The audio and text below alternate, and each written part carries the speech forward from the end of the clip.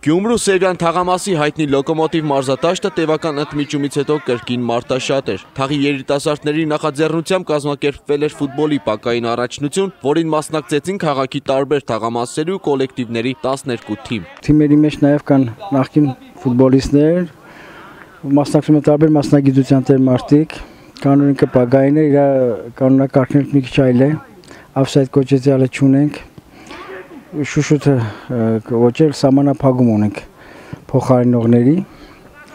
որ կարողանան տղաները խաղալ, խաղում են 35-35-15 հանգստանալով,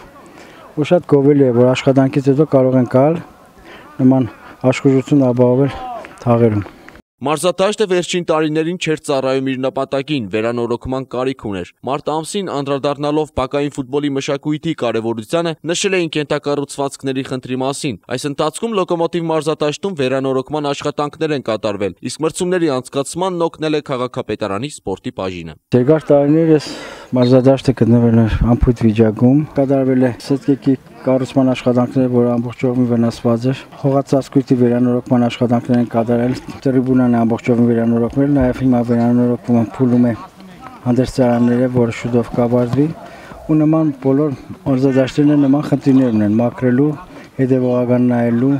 Մեխա Ղազարյանը նշեց, որ մարզադաշտերը վերանորոգելուց հետո նման մրցաշարեր կանցկացվեն նաև քաղաքի մյուս թաղամասերում։ Առաջիկայում կկազմակերպվի նաև ֆուտզալի սիրողական առաջնություն։ Նպատակը մեկն է՝ պահպանել ու զարգացնել բակային ֆուտբոլի մշակույթը։ Հապետ Հարությունյան, Խաչատուր Գևորգյան, այսօր։